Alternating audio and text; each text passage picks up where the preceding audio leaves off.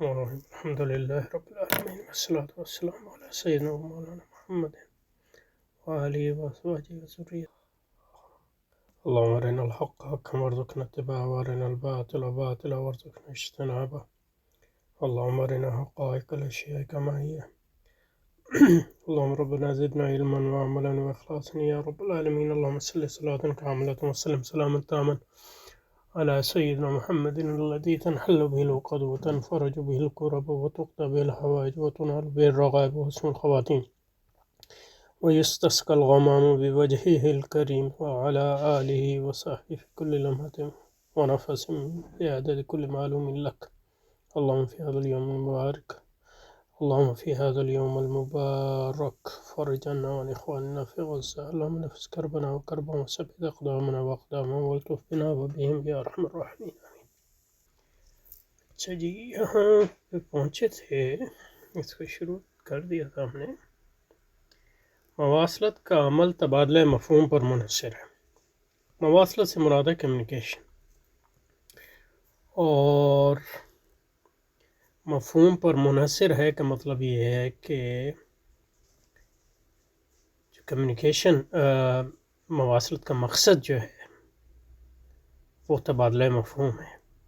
صرف تبادلہ مفہوم نہیں ہے، ایکچولی عواماس کے نزدیک جو ہے مواصلت کا مقصد، جب دو فرد جو ہے وہ اس سوال کو اٹھاتا ہے کہ مواصلت ہم کیوں، یعنی کمیونیکیشن کیوں کرتے ہیں. کمیونیکیشن جو ہے کم از کم اس کے لیے دو افراد چاہیے.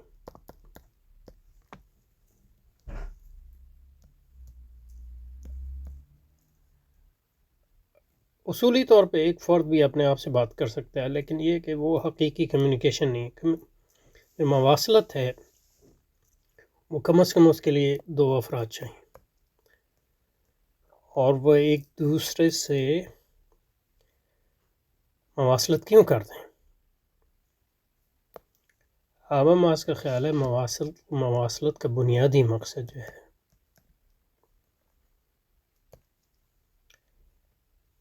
تبادلہ خیال نہیں ہے. تبادلہ خیال ایک کنٹینجنٹ،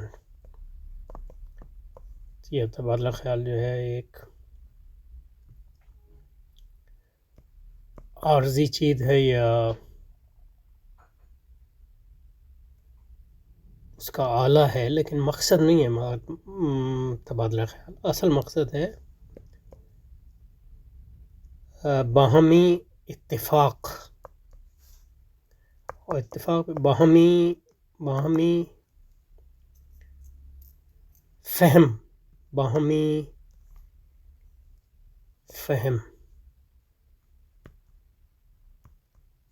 تک پہنچنا. یعنی میں میوچل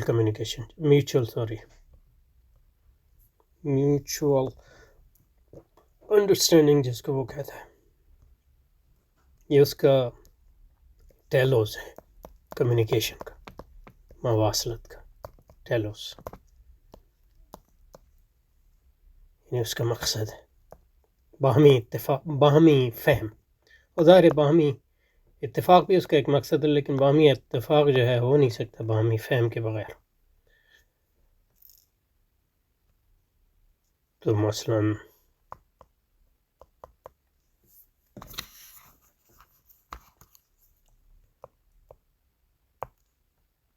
زید جو ہے عمر سے کہتا ہے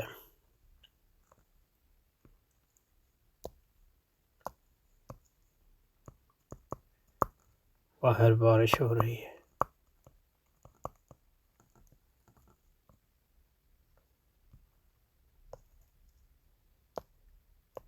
تو پہلے صرف جو ہے یہ زید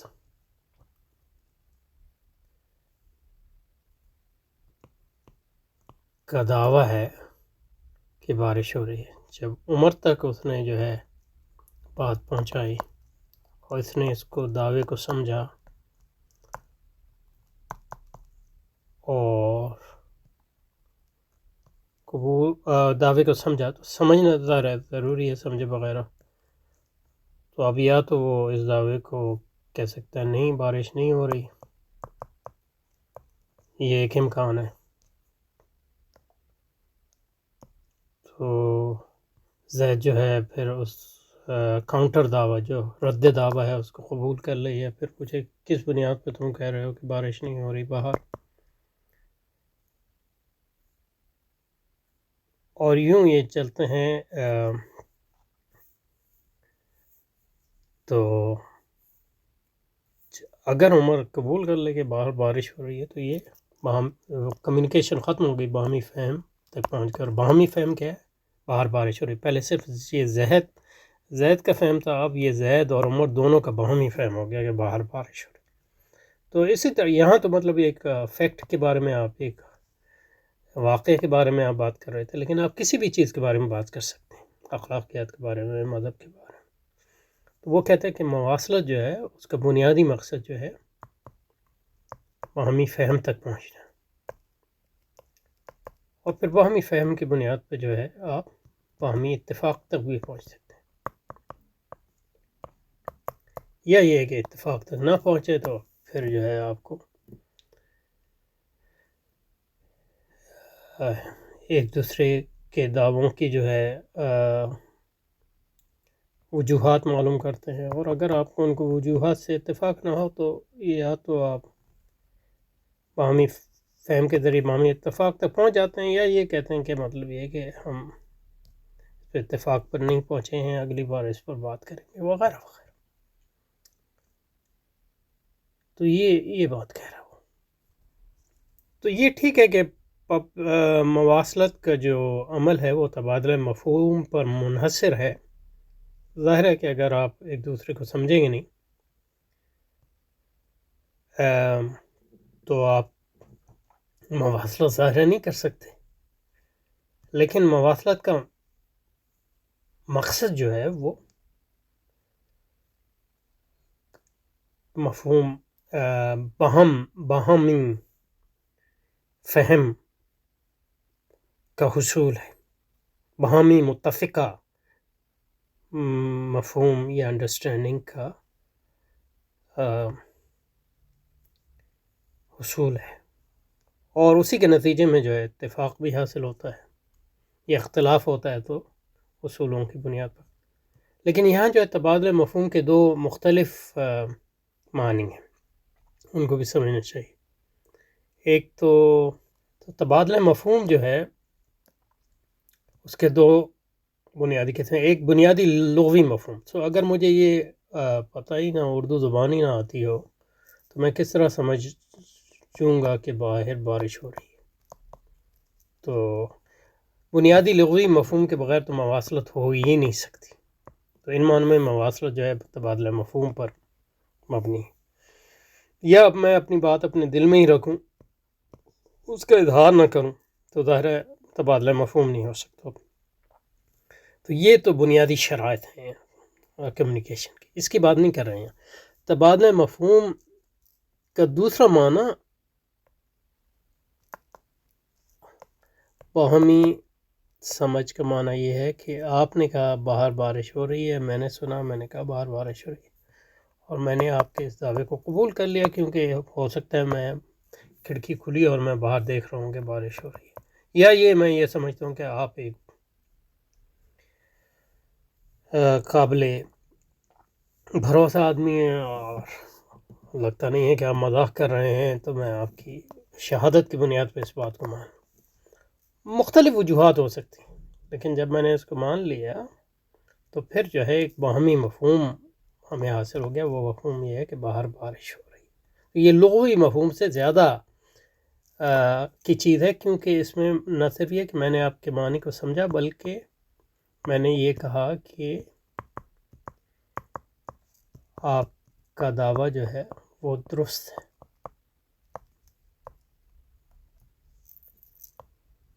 وغیرہ. اور اگر میں آپ کے دعوے کو درست نہیں سمجھوں تو میں آپ کو دلیل کہوں گا کہ آپ کی کیا دلیل ہے، تو وہ بھئی میں باہر سے آ رہا ہوں، وغیرہ وغیرہ. تو یہ تو مطلب بہت ہی ٹریویل مثال ہے، لیکن اس کا مقصد سمجھانے کا یہی ہے. تو یہ جو باہمی مفہوم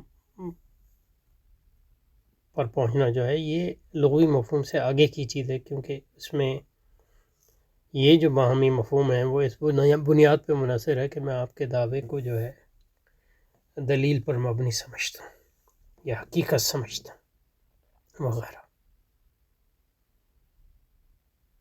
اچھا، تو مواصلت کا عمل جو ہے تبادلہ مفہوم پر عمل ماس کا تصور مفہوم یہ ہے کہ کسی عمل کے معنی سمجھنے کے لیے ضروری ہے کہ ہم ان وجوہات کو سمجھا جائے جن کی بنیاد پر وہ عمل کیا گیا ہے۔ صرف عمل نہیں، دعویٰ۔ تو کسی بھی دعوے کے معنی سمجھنے کے لیے ضروری ہے کہ ان وجوہات کو سمجھا جائے جس کی بنیاد پہ وہ دعویٰ کیا گیا ہے۔ تو مثلاً یہ کہ لغوی معنی سمجھنے کے لیے تو ظاہر ہے کہ آپ کو وہ وجوہات کو سمجھنا ضروری نہیں ہوتا، یا ہوتا بھی ہے تو وہ راؤنڈ اباؤٹ وے میں ہوتا ہے۔ لیکن جس مفہوم کی ہم یہاں بات کر رہے ہیں وہ مفہوم جو ہے سمجھنے کے لیے وجوہات کو جاننا ضروری ہے، وجوہات یا ریزن جس کو کہتے ہیں۔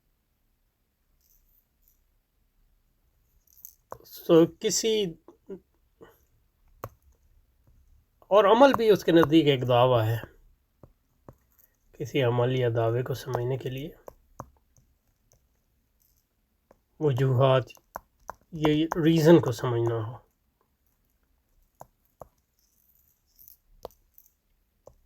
جس کی بنیاد پہ دوسرے شخص نے وہ دعویٰ کیا ہے یا وہ عمل کیا ہے۔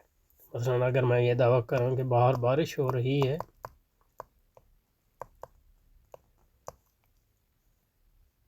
تو ایک تو اس کا لغوی معنی ہے، وہ میں نے سمجھ لیا اگر مجھے وہ زبان آتی ہے، لیکن لغوی معنی سے ہٹ کے اس کا تصوراتی معنی جو ہے اس دعوے کا سمجھنا اس پر منحصر ہے کہ میں وہ وجوہات سمجھتا ہوں جس کی بنیاد پہ آپ نے وہ دعویٰ کیا ہے، اور مجھے ان وجوہات سے اتفاق بھی ہو سکتا ہے، اختلاف بھی ہو سکتا ہے، لیکن وجوہات کو سمجھنا ضروری ہے۔ مثلا یہ باہر بارش ہو رہی ہے تو میں آپ کے اس دعوے کو سمجھ سکتا ہوں اگر میں یہ سمجھوں کہ آپ نے یہ دعویٰ کس بنیاد پہ کیا ہے۔ مثلا اگر میں یہ سمجھوں کہ آپ نے دعویٰ اس بنیاد پہ کیا ہے کہ آپ باہر سے آ رہے ہیں، تو اس بنیاد پہ میں سمجھ سکتا ہوں۔ یا آپ ایک عمل کر رہے ہیں، آپ چھتری ساتھ لے جا رہے ہیں، تو یہ عمل، اس عمل کو میں سمجھ سکتا ہوں اگر میں آپ کی وجوہات سمجھوں اس عمل کے لیے۔ مثلا یہ کہ کیوں چھتری لے جا رہا ہے بھائی، بارش کا تو کوئی امکان نظر نہیں آ رہا۔ نہیں، اس لیے لے جا رہا ہوں کہ بہت دھوپ بہت سخت ہے وغیرہ۔ جب یہ وجہ مجھے سمجھ میں آ گئی تو میں آپ کا جو مفہوم ہوں وہ سمجھ گیا ہوں۔ ہاں، مجھے اس سے اتفاق ہو سکتا ہے، اختلاف ہو سکتا ہے، میں کہوں جناب اتنی سخت دھوپ تو نہیں ہے، یا یہ کہ اتنی سخت دھوپ نہیں ہے، مطلب یہ ہے کہ کچھ چہرے کو دھوپ بھی لگنی چاہیے، وٹامن ڈی وغیرہ کے لیے ضروری ہے وغیرہ وغیرہ۔ تو چاہے مجھے اس سے اتفاق ہو یا اختلاف ہو، لیکن یہ کہ جب میں آپ کی جو وجوہات جان لوں گا اور تو میں آپ جو باہمی مفہوم ہے، ایسا باہمی مفہوم جس کو ہم آپ اور میں جو ہوں شیئر کر سکیں، یعنی باہمی طور پہ اس میں شرکت کر سکیں، اس مفہوم کو میں سمجھ سکتا ہوں یا اس تک پہنچ سکتا ہوں۔ یہ کہہ رہے ہیں کہ ان وجوہات کی تفہیم، اب وجوہات کی تفہیم اس پر، وجوہات جس کو ریزن ہم نے کہا، اس پر منحصر ہے کہ اس کے پیچھے کار فرما اقدار اور خواہشات کا ادراک حاصل۔ اگر جو ہے مطلب وہ عمل یا دعویٰ جو ہے خواہشات سے متعلق ہے یا اقدار سے متعلق ہے، لیکن یہ کہ اگر اس کا تعلق حقائق سے ہے تو پھر اس بات منحصر کہ اس کے پیچھے کار فرما حقائق کو میں جان سکوں۔ تو مثلا یہ کہ آپ کی چھتری لے جانے کا عمل جو ہے اس وقت میں سمجھ سکتا ہوں، جب میں اس کا آپ کی وجوہات سمجھ سکوں، اور آپ کی وجہ میں نے سمجھی کہ مطلب یہ ہے کہ باہر سخت دھوپ ہے، تو اور دھوپ سے بچنے کی ضرورت وغیرہ، اس سب کا معنی میں سمجھ جاؤں تو مجھے آپ کے عمل کا جو ہے مفہوم سمجھ میں آ جائے۔ اسی طرح اگر میں کہوں کہ مطلب چوری کرنا جو ہے ایک بری بات ہے، تو اس دعوے کو آپ نہیں سمجھ سکتے جب تک آپ میری وجوہات اس دعوے کے لیے نہ سمجھیں، اور وہ وجوہات جس بنیاد پر قائم ہیں، یعنی جن اقدار پر کہ مال جو ہے وہ ہر فرد کا حق ہے وغیرہ وغیرہ، جو بھی آپ کی وجوہات ہوں چوری کو نہ ماننے کے لیے، تو وہ اقدار ہیں۔ تو وجوہات کو سمجھنے کے لیے اقدار کا سمجھنا ضروری ہے، خواہشات کا سمجھنا ضروری ہے عمل کے لیے، اور حقائق کا سمجھنا ضروری ہے۔ یہ اس پر منحصر ہوتا ہے کہ دعویٰ کس قسم کا ہے، دعویٰ حقیقت کے بارے میں ہے، یا اقدار کے بارے میں ہے، یا اخلاقیات کے بارے میں ہے، یا جمالیات کے بارے میں ہے، وغیرہ وغیرہ۔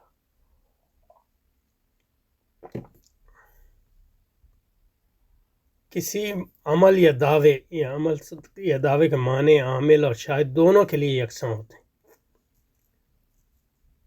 عامل یعنی جو کام کر رہا ہے، اور شاہد جو میں دیکھ رہا ہوں، آبزرور جس کو کہتے ہیں۔ گو کہ جب میں مواصلت کے عمل میں شریک ہوتا ہوں تو میں شاہد نہیں رہتا، میں اس میں ایک عامل ہو گیا ہوں، کو عامل ان معنوں میں ہو گیا ہوں کہ میں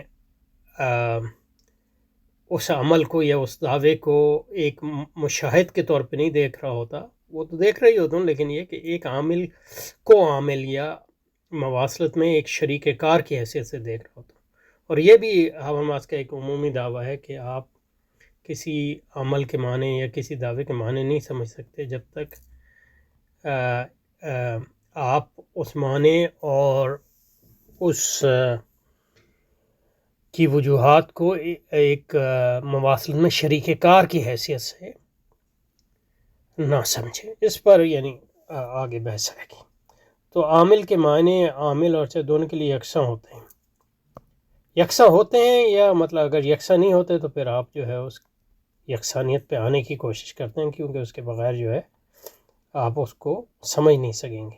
حواماس کی رائے میں فرد کی خواہشات و میلانات پبلک دائرے میں جاری مکالمے سے وضع ہوتے ہیں۔ تو جو مکالمے کا عمل ہے وہ سوشلائزیشن کا بھی عمل ہے، یعنی میں تعلیمی ادارے میں یا گھر میں یا بازار میں جو لوگوں سے مکالمہ کرتا ہوں، مواصلت کرتا ہوں، اسی کے ذریعے جو ہے میں ان کے اعمال اور دعاوی کے جو ہے معنی سمجھتا ہوں، اور اس کے نتیجے میں جو ہے اس سے اتفاق بھی کر سکوں، قبول بھی کر سکتا ہوں وغیرہ وغیرہ۔ اس کے نتیجے میں، اس سارے عمل کے نتیجے میں جو ہے میری شخصیت کی تعمیر بھی ہوتی ہے، اور اس بنیاد پہ کہ میں آپ کے دعووں، اعمال اور ان کی وجوہات سے اتفاق کرتا ہوں یا نہیں کرتا، اس کی بنیاد پہ ان کے خلاف دعوے پیش کرتا ہوں، اور پھر آپ کے دعوے ان خلاف رد دعوے کے بارے میں کیا ہے، اس کے نتیجے میں، اس سب کے نتیجے میں فرد کی انفرادیت جو ہے اس کی تعمیر ہوتی ہے۔ اس کو عمل کو جو ہے مطلب سوشلائزیشن کا عمل کہتے ہیں، معاشرت کا عمل کہتے ہیں، اور اس معاشرت کے نتیجے میں جو ہے انفرادیت تعمیر ہوتی ہے۔ تو ان معنی میں انفرادیت اور معاشرت میں کوئی مغایرت ان معنی میں نہیں ہے کہ مواصلت کا عمل جو ہر سطح پہ معاشرے میں جاری ہے، اس کے نتیجے میں انفرادی شخصیت کی تعمیر ہوتی ہے، کیونکہ وہ مواصلت کا عمل خود جو ہے بنیادی طور پہ آزادی پر قائم ہے، کیونکہ میں آپ کی وجوہات سمجھتا ہوں، آپ مجھے وجوہات دیتے ہیں، تو مطلب یہ ہے کہ آپ اپنی دعوی مجھ پر تھوپ رہے نہیں ہیں، بلکہ میں جب آپ دعویٰ کرتے ہیں تو مجھے اس کی آزادی ہے کہ اس دعوے کو قبول کروں یا رد کروں، اور اگر رد کروں تو پھر یہ ہے کہ آپ کی ذمہ داری ہے، رد کروں تو میری ذمہ داری ہے کہ میں اس کے لیے وجوہات دوں، اور اگر میں وجوہات دوں تو آپ کی ذمہ داری ہے کہ پھر وہ ہے ان وجوہات کے مقابلے میں اپنی مزید وجوہات دیں، اور اس کے نتیجے میں اس ٹرو اور فور اس مواصلت اور اس مکالمے کے نتیجے میں جو ہے میرا ذہن بھی تعمیر ہو رہا ہے، میری شخصیت بھی تعمیر ہو رہی ہے وغیرہ، اور اس کے نتیجے میں مطلب یہ ہے کہ میں آپ کی شخصیت پہ بھی اثر کر رہا ہوں اور آپ میری شخصیت پہ بھی اثر انداز ہو رہے ہیں، ڈپینڈنگ آن کہ آپ کے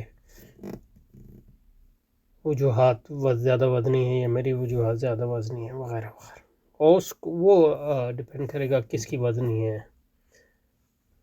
سیاق و سباق پر بھی اور تعلیم و تربیت پر بھی وغیرہ وغیرہ۔ تو کسی عمل کے معنی جو ہیں شاہد عامل اور شاہد دونوں کے لیے یکساں ہوتے ہیں، تو وہ شاہد صرف شاہد نہیں ہوتا بلکہ وہ شریک کار بھی ہوتا ہے۔ حاباماس کے رائے میں فرد کی خواہشات میلانات پبلک دائرے کے جاری تکلم سے وضع ہوتے ہیں، وضع نہیں ہوتے مطلب یہ کہ نشوونما پاتے ہیں، نشوونما پاتے ہیں، نشوونما پاتے ہیں۔ اس کا تصور حق و خیر بھی حالاتی نہیں ہوتا، یعنی تصورات خیر و حق حالاتی ان معنوں میں نہیں ہوتا کہ اس کی بنیاد جو ہے وجوہات پر ہوتی ہے، جن وجوہات پر ہم مکالمے کے ذریعے متفق ہو جاتے ہیں، اور اس پبلک تصور ریشنلٹی کو فرد تسلیم کرتا ہے کیونکہ جو ہے وہ اس میں شریک ہے۔ معنی کے اس تصور کے دو مفروضات ہیں، فرد ان معنوں میں ریشنل ہے، یعنی عقل پرست ہے کہ وہ پبلک دائرے میں تعمیر کی گئی ریشنلٹی کے تصور کو قبول کرتا ہے۔ قبول اس لیے کرتا ہے کہ تصور اس میں یہ ہے کہ اس ریشنلٹی پہ ہم سب لوگ جو ہے مکالمے کے ذریعے پہنچے۔ دو حق کا تعین اور جن اقدار کی بنیاد پہ کیا جا رہا ہے، یعنی خود ارادیت اور آزادی، وہ درست ہیں۔ یعنی آزادی تو ظاہر آزادی کے بغیر جو ہے مکالمہ نہیں ہو سکتا کیونکہ آپ وجوہات نہیں دے سکتے، اور خود اختیاریت جو ہے وہ بھی حق ہے کیونکہ کوئی کسی بات کو بغیر وجوہات جانے جو ہے مجھ پر قبول کرنے کے لیے کوئی جو ہے جبر نہیں، یا یہ کہ کوئی اعلیٰ اتھارٹی نہیں ہے جو مجھ پہ مسلط کر سکتی ہے۔ ہر ایک کو جو ہے وہ وجوہات دینا ہوں گی، اور اگر میں وجوہات قبول کروں گا تو میں اس بات کو مانوں گا ورنہ نہیں مانوں۔ تو یہ مطلب مفروضہ ہے۔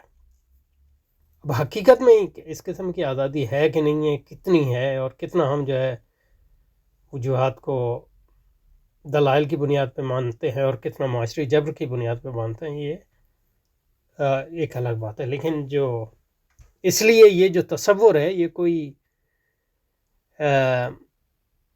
ڈسکرپشن یا ڈسکرپٹیو یا توضیح نہیں ہے، بلکہ یہ ہے کہ یہ جو تصور ہے یہ اقداری ہے، اس کے پیچھے جو ہے ایک تصور کار فرما ہے، ایک پوری سوچ کار فرما ہے جس کو قبول کے بغیر اس سارے جو حاباماس کا نظام مواصلت اور اس کی نظام معاشرت کی جو تھیوری ہے اس کو قبول کرنا جو ہے ضروری نہیں رہتا۔ اچھا جی، اس پہ رکتے ہیں، پھر جاری رکھیں گے انشاءاللہ۔